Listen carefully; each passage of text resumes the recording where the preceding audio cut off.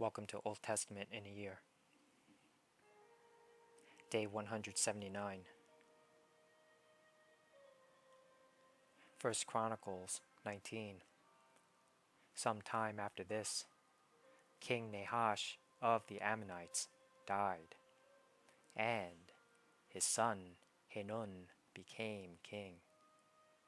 David said, I am going to show loyalty to Hanun, because his father Nahash was always loyal to me. So David sent messengers to express sympathy to Hanun about his father's death. But when David's ambassadors arrived in the land of Ammon, the Ammonite commanders said to Hanun, Do you really think these men are coming here to honor your father? No. David has sent them to spy out the land so they can come in and conquer it. So Hanun seized David's ambassadors and shaved them, cut off their robes at the buttocks, and sent them back to David in shame. When David heard what had happened to the men, he sent messengers to tell them, Stay at Jericho until your beards grow out, and then come back, for they felt deep shame because of their appearance. When the people of Ammon realized how seriously they had angered David, Hanun and the Ammonites sent 75,000 pounds of silver to hire chariots and charioteers from Aram Naharaim, Aram Maacah, and Zobah. They also hired 32,000 chariots and secured the support of the king of Maacah and his army. These forces camped at Medeba, where they were joined by the Ammonite troops that Hanun had recruited from his own towns. When David heard about this, he sent Joab and all his warriors to fight them. The Ammonite troops came out and drew up their battle lines at the entrance of the city, while the other kings positioned themselves to fight in the open fields. When Joab saw that he would have to fight on both the front and the rear, he chose some of Israel's elite troops and placed them under his personal command to fight the Arameans in the fields. He left the rest of the army under the command of his brother Abishai, who was to attack the Ammonites. If the Arameans are too strong for me, then come over and help me, Joab told his brother. And if the Ammonites are too strong for you, I will help you. Be courageous.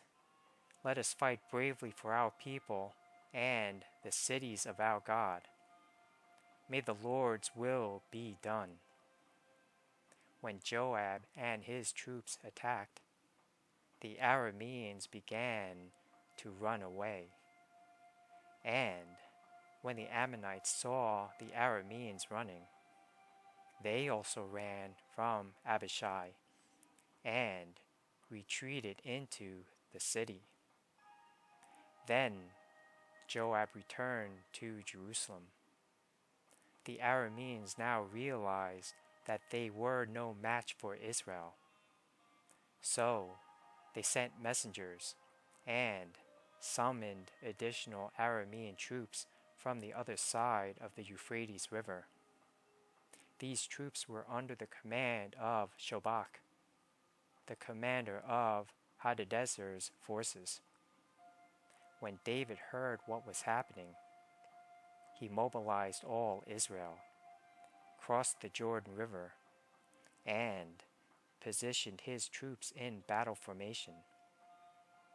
Then David engaged the Arameans in battle, and they fought against him. But again, the Arameans fled from the Israelites. This time, David's forces killed 7,000 charioteers and 40,000 foot soldiers, including Shobach, the commander of their army. When Hadadezer's allies saw that they had been defeated by Israel, they surrendered to David and became his subjects. After that, the Arameans were no longer willing to help the Ammonites. 1 Chronicles 20. In the spring of the year, when kings normally go out to war, Joab led the Israelite army in successful attacks against the land of the Ammonites.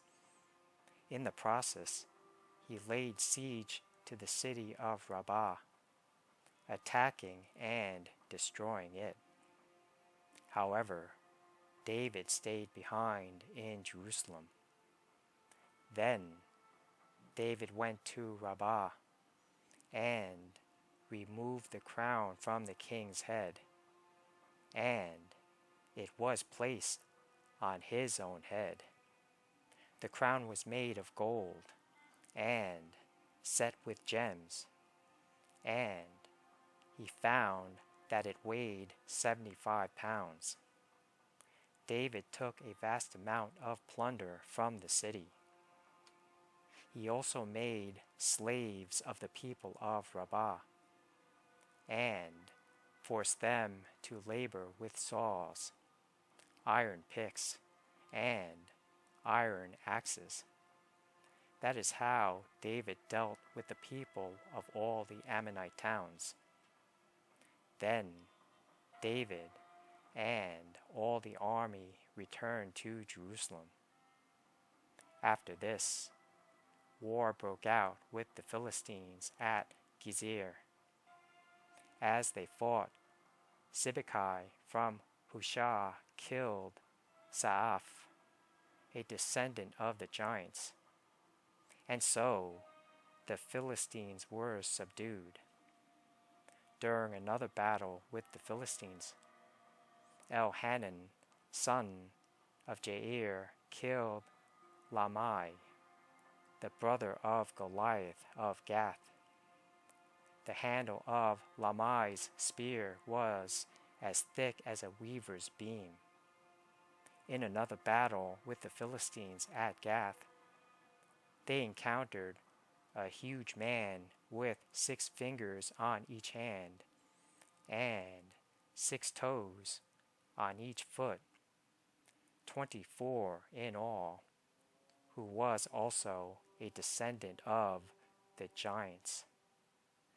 But when he defied and taunted Israel, he was killed by Jonathan, the son of David's brother Shemiah.